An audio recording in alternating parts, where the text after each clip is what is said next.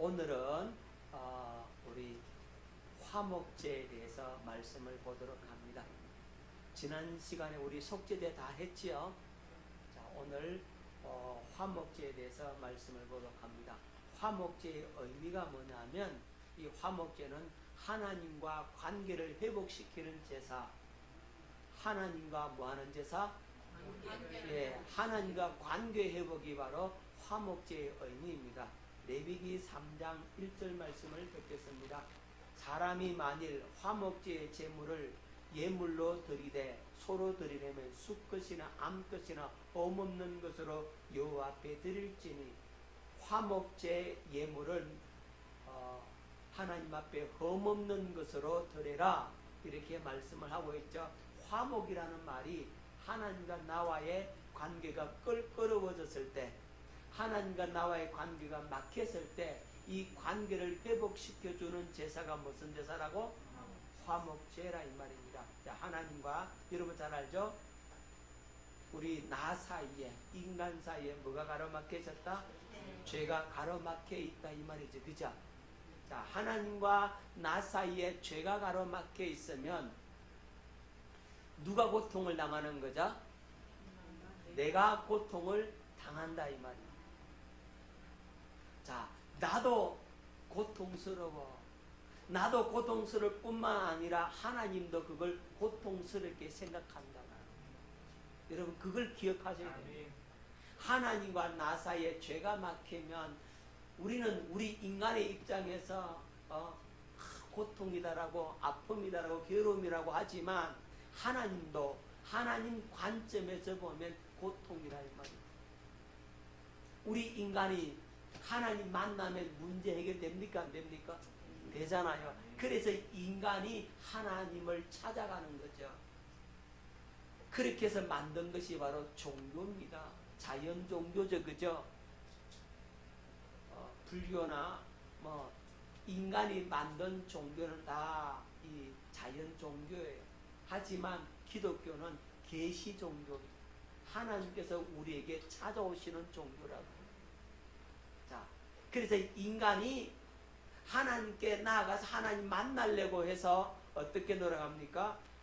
착한 일 많이 하면 하나님 만나겠지, 이렇게 생각해요.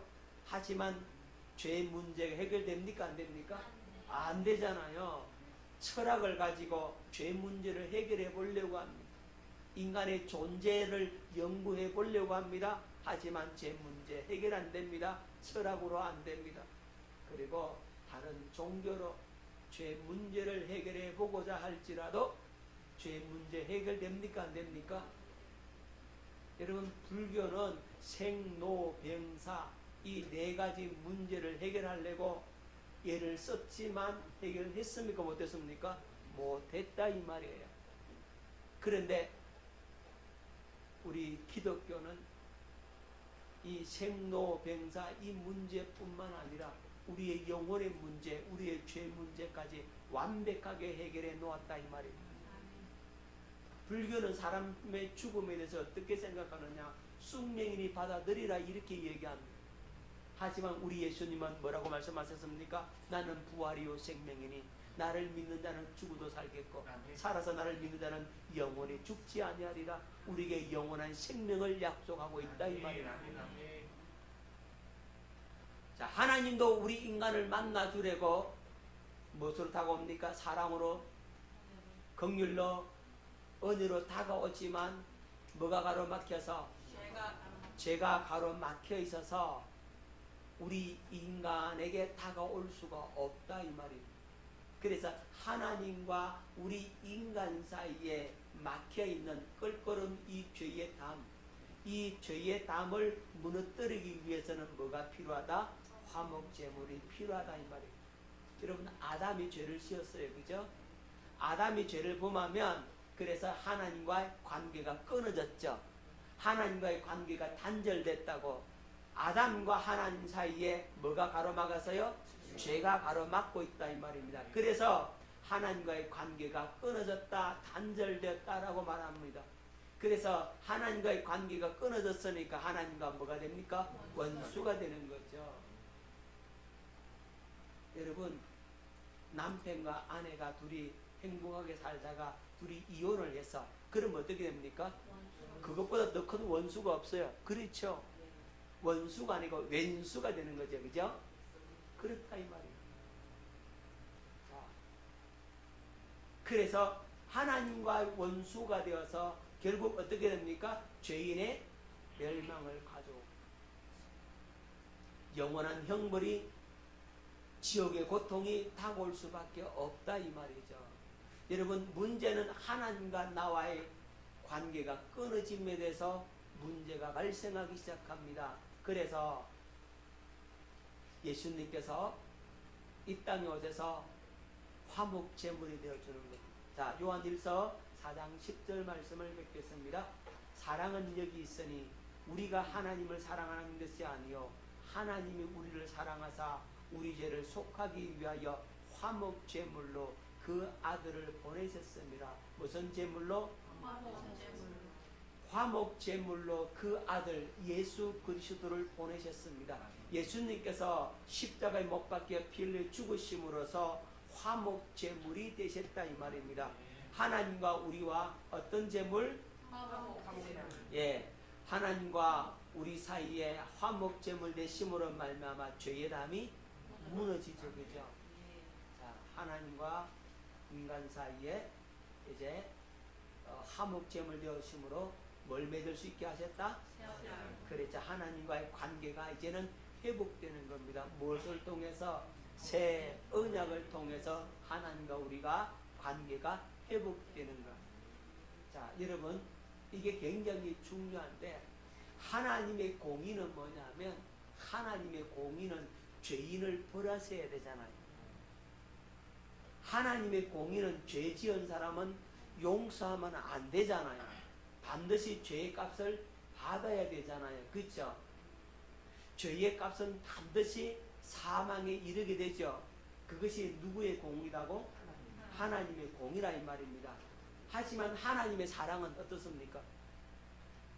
죄인을 살려야 됩니까? 죽여야 됩니까? 살려야 되잖아요. 자, 하나님의 공의는 죄인을 죽여야 되고 하나님의 사랑은 죄인을 살려야 됩니다. 그러면 죄인 인간을 죽일까요? 살릴까요? 어떻게 하면 될까요?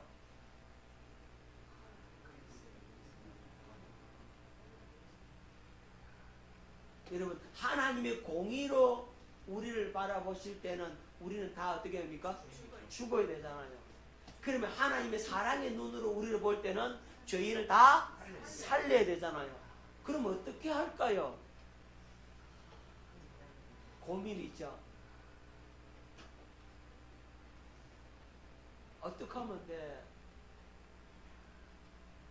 우리 하나님의 공의는 반드시 죄인이 죽어야 되는데 그러면 인간을 다 죽어야 되잖아요. 그러면 하나님의 사랑에 문제가 생기잖아. 그죠? 다 살려야 되는데 하나님이 고민에 빠졌어요. 그래서 하나님께서 하나님의 아들 독생자 예수 그리스도를 이 땅에 보내주시는 겁니다. 그래서 하나님의 아들을 인간의 죄를 뒤집어 씌워서 인간 대신에 죽이는 거예요. 그래서 하나님의 아들이 인간 대신에 십자가에 못 박혀 피 흘려 죽으시니까 하나님 편에서 볼 때는 하나님께서 만족하신다. 뭘 만족하시느냐? 하나님의 공의도 만족하고 하나님의 사랑도 만족하더라는 거예요. 공의를 통해서 죽여야 되는데 인간을 죽일 수 없으니까 하나님의 자신의 아들을 죽이고 그리고 누구를 살려낸다? 인간을 살려낸다. 그러니까 하나님의 사랑도 만족하고 하나님의 공의도 만족하려면 누가 죽어야 된다고요? 예수 그리스도가 죽으셔야 된다 이 말입니다. 다시 말씀드리면 예수님께서 화목제물 되셔야만이 하나님의 공의와 하나님의 사랑이 둘 다 만족하게 되어진다 이 말입니다. 여러분 어떤 고아가 배가 고파서 이제 빵집에 들어 빵을 하나 훔쳤어요. 그리고 그 빵을 가지고 와서 자기 동생하고 나눠 먹었다 이 말이에요. 그러니까 빵가게 주인이 뭐라 그럽니까? 이 도둑놈아, 왜 남을 그 훔치냐? 그 잡아다가 어떻게 재판정에 세웠다 이 말이에요. 그러니까 판사가 판결을 내려야 되잖아요. 참 기가 막히잖아요. 부모가 없이 홀로 동생하고 같이 살려고 하니까 사는 것이 녹록지 못하다 이 말입니다. 그래서 배가 고파서 빵을 훔쳤는데 그것 때문에 감옥 살해해야 된다라고 생각하니까 기가 막힐 일이잖아요. 재판관으로서 어떻게 해야 되겠습니까? 고민이 많아요. 그렇죠? 그래서 재판관이 말을 합니다. 여러분, 배가 고파서 빵을 훔쳐서 동생하고 나눠 먹었는데 죄입니다. 하지만 이 아이를 감옥 속에 집어넣는다는 것은 너무나 가혹한 현실이다. 그러면서 말을 합니다. 이 아이를 돌보지 못한 나의 책임도 있습니다. 우리의 책임도 있습니다. 우리 사회가 이 아이를 받아주고 용납하고 보살펴주지 못한 책임의 죄도 있습니다. 그렇게 말을 하면서 내가 이 아이를 위해서 내 돈을 좀 보태겠습니다 하고 모자에다가 돈을 담았습니다. 나와 같이 이 아이를 돌보지 못한 책임을 느끼는 사람들은 이 모자에 돈을 담아 주십시오. 그렇게 했더니 사람들이 다 돈을 걷어왔습니다. 이 아이는 죄가 있기 때문에 그렇다고 내가 무죄로 방면할 수는 없습니다. 그래서 벌금형을 때립니다. 벌금형을 내리고 거기서 모은 돈으로 벌금을 내게 하고 나머지 돈은 아이로 생활하게 만들었습니다. 그러니까 사람들이 박수를 치면서 맹재판입니다. 죄는 미워서 벌해야 되고, 하지만 그 아이에게 가혹한 형벌을 줄 수는 없더라는 거죠. 마찬가지입니다. 재판관으로서는 이 둘 다 만족을 해야 되잖아요. 우리 하나님도 마찬가지입니다. 하나님의 공의의 입장에서 우리 다 죽어야 돼요.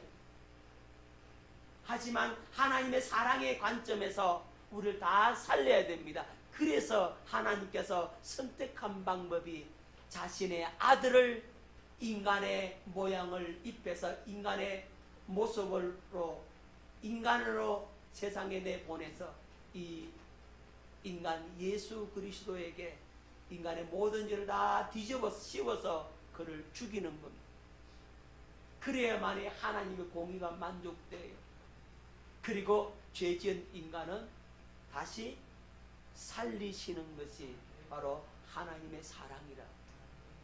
그래서 이 하나님의 공의와 사랑을 둘 다 만족하기 위해서는 예수 그리스도께서 십자가에서 화목제물 되셔야 하는 겁니다. 자, 그래서 하나님과 인간과 뭐가 이루어지고 화해가 이루어지고 인간이 구원받게 되고 우리 인간은 이제 천국의 상급을 받게 되는 존재가 될 수가 있게 되는 겁니다. 여러분, 속죄제는 어떤 의미를 갖고 있냐면 관계보다는 죄 사함의 의미가 있습니다. 화목제는요,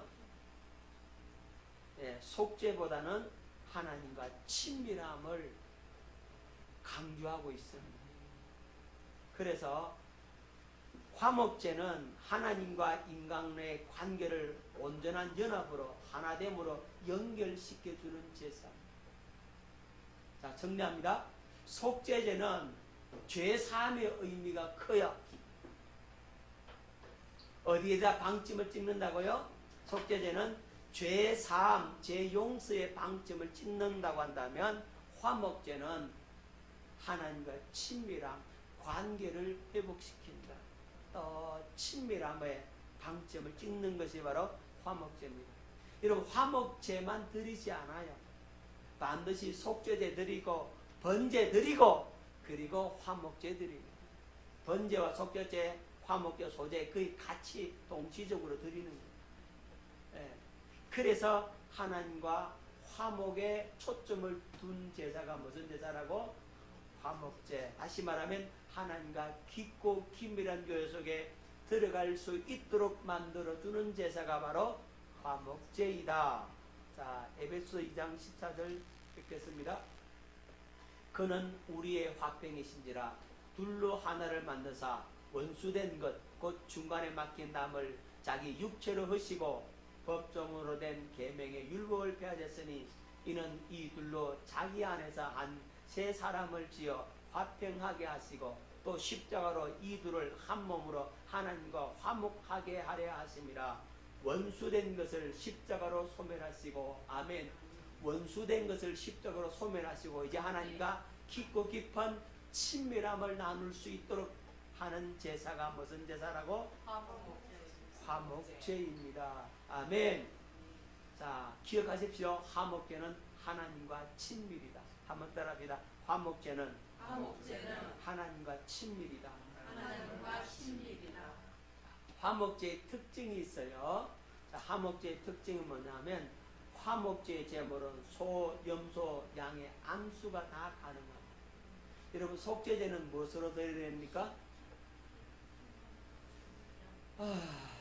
주야. 번제는 무엇으로 드려야 됩니까?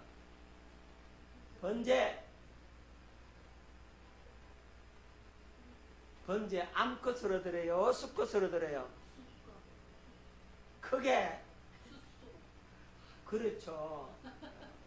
겐또 짚어도 맞추겠다. 이 흐름을 보면 알겠다.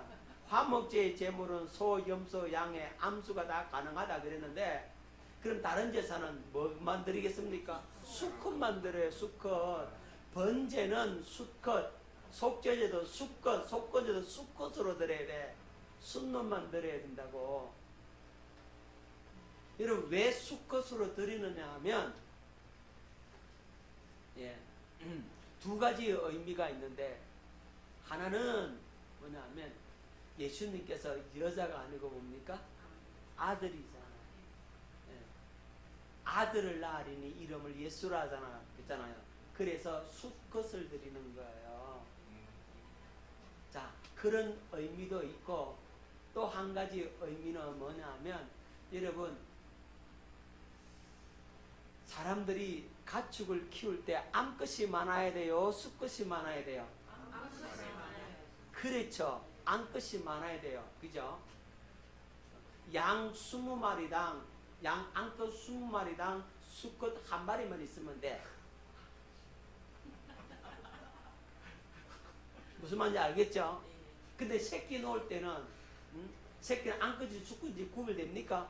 막 놓잖아요. 그죠? 그래서 암컷 잡으면 가난해진다 이 말이에요. 수컷은 잡아먹어야 돼. 부지런히. 그죠? 안 잡아먹으면 어떻게 합니까? 자기들끼리 치고받고 싸운다 이 말이에요. 그래서 하나님께서 누구를 배려해서 우리를 배려해서 수컷으로 속죄제를 드리라는 의미가 있는 거예요. 아멘. 두 가지 관점에서 보는 겁니다. 자, 그런데 화목제 제물은 소, 염소, 양 다 드리는데 암수 가능합니다. 암컷도 가능합니다. 자, 레위기 3장 1절 사람이 만일 화목제의 제물을 예물로 드리되 소로 드리면 수컷이나 암컷이나 무엇이나 수컷이나 암컷이나 봄없는 것으로 여호와 앞에 드릴지니 그랬죠. 레위기 3장 6절 만일 여호와께 예물을 드리는 화목제의 제물이 양이면 수컷이나 암컷이나 그러니까 화목제의 제물은 암컷도 가능하다. 그럼 왜 암컷도 가능할까요? 혹자는 그렇게 말합니다. 수컷은 맛이 없고 암컷은 더 맛있대. 고기가 더 맛있대. 양도 뭐라고? 수컷보다는 암컷이 맛있다고 그러더라고요. 염소도 수컷보다는 암컷이 더 맛있다고 그래요. 그래서 암컷도 가능하다. 자, 그럼 왜 암컷 맛있는 이유 때문에 암컷이라고 하는데 그 맛있다는 의미가 뭘까? 나중에 나오겠습니다만은 여러분 화목제는 화목제 제물을 드린 자도 그 고기를 먹을 수 있어요. 자, 그래서 더 맛이 있는 암컷으로도 잡아서 먹는다 이 말입니다. 어디 앞에서 먹어야 돼요? 하나님 앞에서 먹는다고. 자, 그래서 맛이 있어야 더 기쁨을 유지할 수 있잖아요. 그죠? 음식 갖다 놓고 함께 먹으면 즐겁잖아요. 그래서 화목제 예물을 드리는 거예요. 자, 이 화목제에 이 동물을 잡아서 드릴 때는 동물의 기름, 간에 덮인 꺼풀, 콩팥 이걸 화제로 드립니다. 자, 레위기 3장 3절로 4절. 그는 또 그 화목제의 제물 중에서 여호와께 화제를 드릴지니 곧 내장에 덮인 기름과 내장에 붙은 모든 기름과 두 콩팥과 그 위에 기름 곧 허리 쪽에 있는 것과 간에 덮인 끝으로 콩팥과 함께 떼어낼 것이요. 여러분 화목제에 그 불로 태워 드리는 부어는 뭘 드린다고요? 기름하고 뭐요? 콩팥. 기름과 콩팥은 뭐 한다고요? 예, 제단에 올려서 불 사르는 거예요. 그럼 왜 기름하고 콩팥을 왜 불 사르라고 하느냐? 여러분 초식 동물의 기름은 우리 몸에 안 좋아. 소 기름 그거 별로 안 좋거든요. 그러니까 소 기름 별로 안 좋습니다. 양의 그 기름 별로 안 좋습니다. 그 드시지 말라고. 그거 먹지 말고 뭐만 뭐라 살코기만 드시기 바랍니다. 그리고 이 기름을 번제단에 올리는 이유는 이 기름은 불에도 잘 타요. 그 콩팥은 왜 드리느냐? 여러분 콩팥은 사람이 먹으면 안 좋아. 콩팥의 기능이 어떤 역할입니까? 우리 몸속에 독소를 어떻게 합니까? 걸러주는 거죠. 그러니까 독소를 걸러주는 것이 콩팥인데 이 신장인데 그 독소가 모이는 곳이 어디겠습니까? 콩팥이잖아요. 그래서 그걸 독소가 모인 걸 먹으면 사람이 건강하겠냐고 안 좋잖아요. 그래서 그건 불로 태워서 올려드리고 나머지 부분은 먹어라.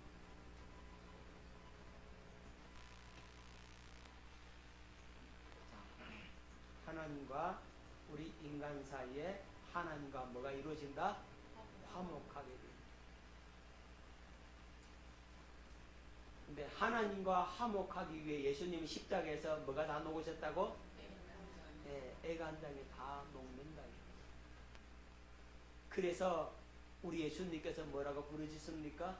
엘리 엘리 라마 사박다니 나의 하나님 어찌하여 나를 버리셨나이까 라고 부르짖게 되죠. 여러분 그래서 창에 흘이 상하여 물과 피와 기름을 다 흘리셨지. 그죠? 예수님께서 옆구리 창이 찔리셨잖아요. 뭐가 엉기겠습니까? 물과 피와 기름이 다 엉기는 거죠. 자, 사무엘상 사사기 3장 22절 한번 보십시다. 칼자루도 나를 따라 들어가서 그 끝이 등 뒤까지 나갔고 그가 칼을 그의 몸에서 빼내지 아니하였으므로 기름이 칼날에 엉겼더라. 사람 몸을 칼을 찌르면 기름이 어떻게 엉긴다고? 칼날에 엉긴다고 그래요. 그래서 예수님께서 이제 창이 옆구리 창이 찔리실 때 뭐가 다 흘러나오겠습니까? 물과 피와 기름이 다 엉기게 되겠죠. 예수님께서 십자가에서 그렇게 화목제물 되어진다 이 말이에요. 여러분 이 기름을 다 취해서 어디에 올려라? 번제단에 올려라. 그래서 예수 그리스도의 십자가의 고통은 나와 하나님과 뭘 가져오게 된다? 화목을 가져오게 됩니다. 그래서 주님과 나와 어떤 관계? 친밀한 관계를 만들어주는 제사가 바로 화목제의 제사다 하는 사실을 기억할 수 있기를 바랍니다. 자, 화목제의 특징. 화목제물은 제사장과 드린 사람이 함께 나누어 먹었다. 아까 말씀드렸잖아요. 조금 전에. 자, 속죄제는요. 제사장과 온 회중이 죄를 지으면 이 제물 먹을 수 있습니까? 없습니까? 못 먹습니다.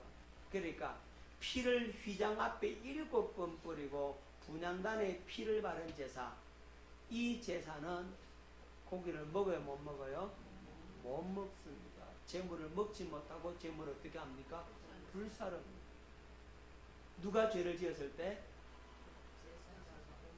예, 제사장과 온 회중이 범죄했을 때, 다시 말씀드리면 제사장이 범죄했을 때도 그 제물의 고기 먹습니까? 못 먹습니까? 못 먹습니다.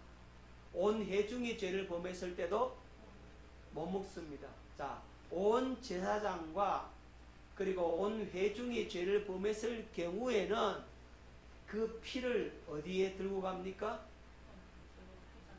예, 성소 문을 열고 그 지성소와 성소 사이를 가로막는 휘장에다가 뭘 뿌린다고요? 피를 뿌려요. 몇 번 뿌려요? 7번 뿌립니다. 그리고 나머지 피를 분향단 뿔의 피를 또 발라요. 누가 죄를 지었을 때는? 제사장이나 온 회중이 범죄했을 때는 그런 제사를 드리는 겁니다. 그리고 그 제물은 먹지 않습니다. 자, 레위기 4장 21절. 그는 그 수송아지를 진영 밖으로 가져다가 첫 번 수송아지를 사람같이 불사를 지니 이는 회중의 속죄제입니다.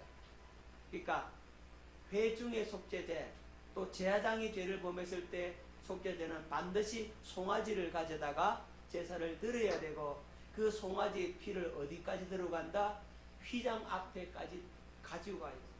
그 피를 휘장에다가 7번 뿌리고, 그리고 분향단 뿔에 피를 바르고, 그리고 나머지 가지고 와서 번제단 뿔에 바르고 나머지를 번제단 사면에 뿌린다 이 말이에요. 누가 죄를 범했을 경우? 제사장이나 온 회중이 범죄했을 때는 그렇게 하는 겁니다. 족장과 백민이 범죄했을 경우는 어떻게 하느냐? 피를 번제단 뿔에 바르고 번제단 사면에 뿌립니다. 휘장까지 가져가야 안 가져가요? 안 가져갑니다. 휘장까지 안 가져간 이 제사는 제물을 먹습니다. 누가 먹어요? 제사장과 그의 가족이 먹어요. 그런데 화목제는 달라요. 화목제는 어떻게 다르냐면, 화목제는 요제로 드린 이 가슴 부분, 그리고 거제로 드린 오른편 뒷다리. 어떤 뒷다리? 예, 우편 뒷다리입니다. 자, 요제로 드린 이 가슴 부분하고 그리고 거제로 드린 우편 뒷다리. 그 요제는 뭐고 거제는 뭐예요? 기억 하나 봅시다. 요제는, 예, 요제를 흔드는데 어떻게 흔든다고요? 예, 좌우로 흔드는 것은 요제고, 거제는 이렇게 올려드리는 겁니다. 자, 예, 앞뒤로 이렇게 올려드린다. 좌우는 무슨 제사? 요제. 앞뒤는 거제. 앞에서 이렇게 올려드리는 것은 거제입니다. 자, 거제로 드릴 때는 오른편 뒷다리, 그리고 요제를 드릴 때는 가슴 부분을 흔들고. 그럼 이건 누구의 몫이다? 예, 제사장의 몫입니다. 레위기 7장 34절 말씀을 뵙겠습니다. 내가 이스라엘 자손의 화목 제물 중에서 그 흔든 가슴과 든 뒷다리, 자 흔든 가슴 요거 뭡니까? 요제. 든 뒷다리 거제 가져다가 제사장 아론과 그의 자손에게 주었나니 이는 이스라엘 자손에게서 받을 영원한 소득이니라. 제사장이 이 요제와 거제를 자기가 가지게 되는 거예요. 먹게 되는 거예요. 자, 그럼 나머지 부분 가슴과 우편 뒷다리를 제외한 나머지 부분은 누구의 몫입니까? 제물 드린 사람의 몫입니다. 그 왼쪽 뒷다리도 있고 그죠? 그 다음에 이 갈비도 있고 그죠? 예. 그 부위는 누가 먹는다고? 예, 제물을 드린 사람이 그걸 먹을 수 있어요. 자, 그럼 왜 먹는 제사를 드리느냐 하면, 예, 하나님과 화목했잖아요. 관계가 회복되었잖아요. 그리고는 음식물을 가지고 먹어야만이 그 기쁨이 어디에 달합니까? 절정에 달하게 되죠.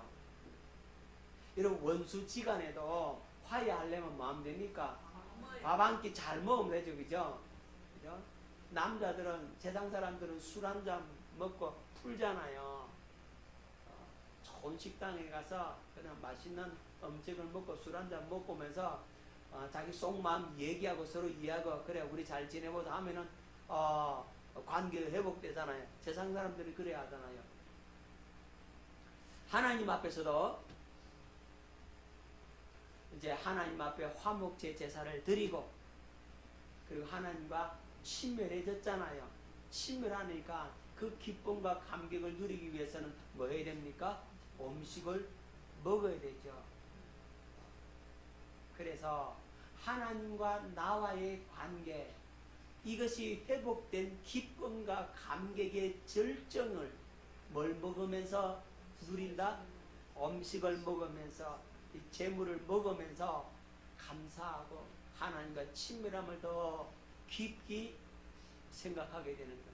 그래서 우리 주님께서 그렇게 말씀하셨죠. 누구든지 내 음성을 듣고 문을 열면 나는 그에게로 들어가 그는 나로 더불어 먹고 마시리라 그러잖아요. 주님과 함께 더불어 먹고 마셔야 되는 거죠. 아멘. 그래서 하나님과 나와 아주 친밀한 관계를 가질 수가 있게 되는 겁니다. 할렐루야.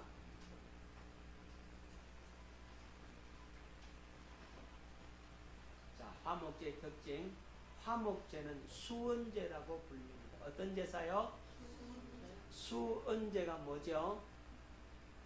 우리 한문 잘 하시는 분 수언제 뭡니까? 아이고 저야 우리 집사님은 아실 것 같은데 모릅니까? 은혜 받은 것에 감사해서 드리는 제사 수언제라고 하는 무슨 제사? 은혜 받았음에 감사하는 제사 수언제 받을 숫자 은혜 은자 은혜 받음에 감사 아멘. 수언제라고 합니다. 어떤 제사라고요?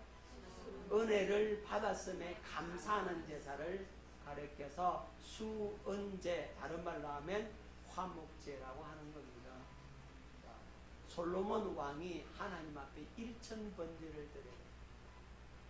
자, 열왕기상 3절로 4절 3장 4절 이에 왕의 제사를 기브온으로 가니 거기는 상당히 큼이라 솔로몬이 그 제단에 1000번제를 드렸더니 무엇을 드렸다고요? 1000번제. 솔로몬이 1000번제를 하나님 앞에 드렸어요. 1000번제를 드리고 나니까 하나님께서 누구를 만나줘요? 서로를 만나줍니다. 하나님께서 뭐라고 말씀하느냐 하면 네게 무엇을 줄고 이렇게 묻잖아요. 네 소원이 뭐냐 이렇게 물은 거죠. 하나님께서 얼마나 감사하겠어요. 하나님께서 네 소원이 뭐냐라고 물으면 얼마나 좋겠냐고. 여러분, 하나님께서 오늘 이 밤에 여러분 소원이 뭡니까? 라고 물었어요. 그럼 뭐라고 대답할까요? 소원이 뭐예요? 쉽지 않죠? 자, 솔로몬 왕은 뭐라고 하나님 앞에 소원을 구했느냐 하면 듣는 마음을 주소서. 무슨 마음? 듣는 마음. 백성들의 소리를 듣는 마음을 주소서. 하나님의 소리를 듣는 마음을 주소서. 선과 악을 분별하는 지혜를 주소서. 그리고 하나님의 마음에 흡족하게 되도록 이걸 구했다 이 말이에요. 그러니까 솔로몬은 백성들의 마음을 듣고 그리고 선과 악을 분별할 수 있는 지혜를 주었고서 나는 어린아이니까 나는 출입할 줄도 모르니까 하나님의 그 지혜 듣는 마음을 주지 않고서는 이 백성들의 숫자는 많고 어떻게 내가 일일이 다 재판할 수 있겠습니까? 하나님 이 백성들을 잘 재판하고 다스릴 수 있도록 이 듣는 마음과 선과 악을 분별하는 지혜를 달라고 그렇게 간구를 했어요. 그 소원을 구했어요. 그랬더니 하나님께서 솔로몬의 그 기도를 들으시고 마음에 흡족하셨어요. 왜냐하면 네가 구한 것이 내 마음에 합당하다. 하나님 마음에 감동을 준 거죠. 자, 그랬더니 하나님께서 뭐라고 보너스를 줍니까? 지혜뿐만 아니라 부귀와 영화도 부어줄게. 너 이전에도 이런 부귀와 영화 없었고 네 이후에도 이런 부귀와 영화가 없을 정도로 부귀와 영화를 다 주겠다. 하나님 마음에 합당한 거 구했더니 하나님께서 보너스로 주시더라고. 할렐루야. 자, 물어봅니다. 이제 하나님께서 여러분에게 소원이 뭐냐라고 물었어요. 그럼 뭘 구하겠습니까?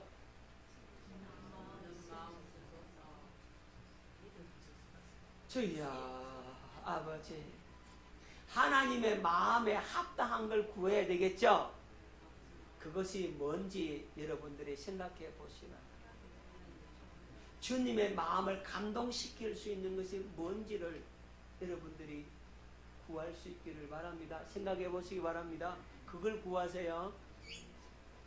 자, 그랬더니 하나님께서 그 은혜를 솔로몬에게 부어주니까 솔로몬 왕이 번제와 수언제를 하나님께 드리게 됩니다.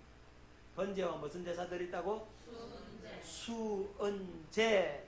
다른 말로 하면 화목제를 하나님께 드리더라. 열왕기상 3장 15절 읽겠습니다. 솔로몬이 깨어보니 꿈이더라. 이에 예루살렘 이르러 여호와의 언약궤 앞에 서서 번제와 뭘 드리고? 수언제를 드리고. 수언제 다른 말로 뭐라고요? 화목제를 드리고 모든 신복을 위하여 잔치하였더라. 얼마나 기뻤으면 신복을 위하여 뭐 했더라? 잔치하였더라. 자, 그래서 화목제를 다른 말로 수언제. 하나님께서 솔로몬에게 이걸 부어줬잖아요. 듣는 마음을 주고 선과 악을 분별하는 지혜를 주고 뿐만 아니라 부귀와 영화까지 덤으로 보너스로 줬다 이 말이죠. 그러니까 이 은혜가 너무 감사해서 하나님 앞에 번제와 수언제를 드렸더라. 자, 수언제는 은혜 받고 그 감격의 절정을 하나님께 드리는 제사입니다. 자, 고린도후서 6장 2절 말씀을 뵙겠습니다.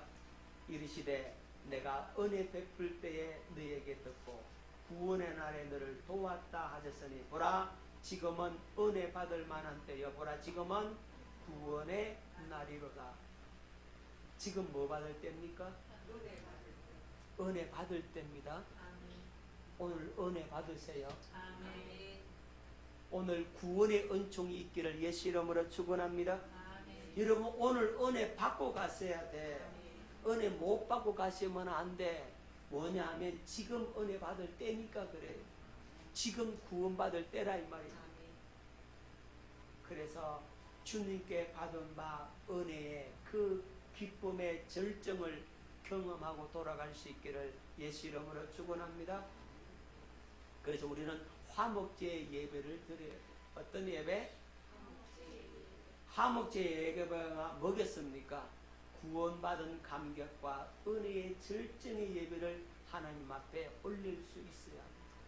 여러분, 예배 때마다 나 같은 죄인을 살려주신, 나를 구원해 주신 그 구원의 은총에 대한 감격과 기쁨의 절정이 여러분 속에 넘쳐나야 합니다. 그래야 돼요. 예배 때마다 그 기쁨이 있기를 예수 이름으로 축원합니다. 그리고 이적과 기사와 표적이 있는 예배가 되어야 합니다. 하나님의 살아계신 임재를 경험하고 하나님의 치유의 역사를 경험하고 구원의 그 감격이 있는 예배가 될 수 있기를 예수 이름으로 축원합니다.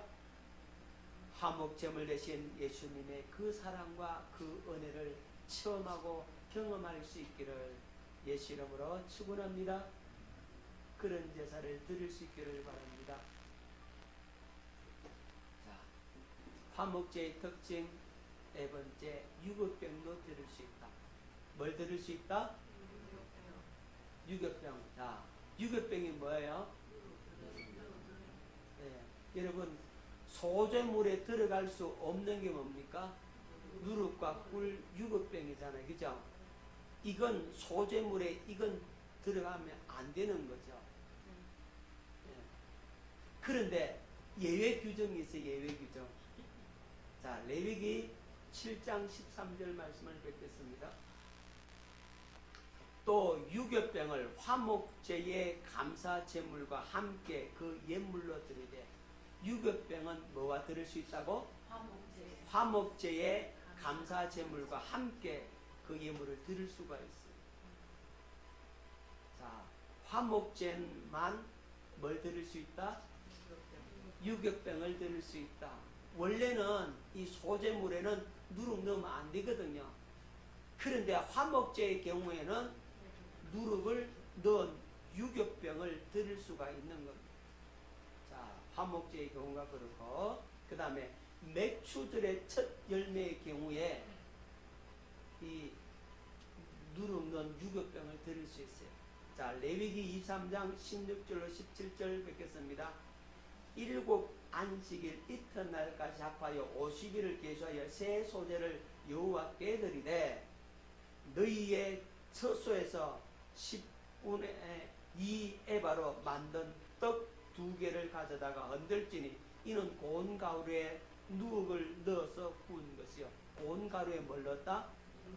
그렇죠. 고운 가루에 누룩을 넣어서 구운 것, 이는 첫 요제로 여호와께 드리는 것이며, 그러니까 첫 요제로 여호와께 드리는 제사에는 반드시 뭘 넣어라?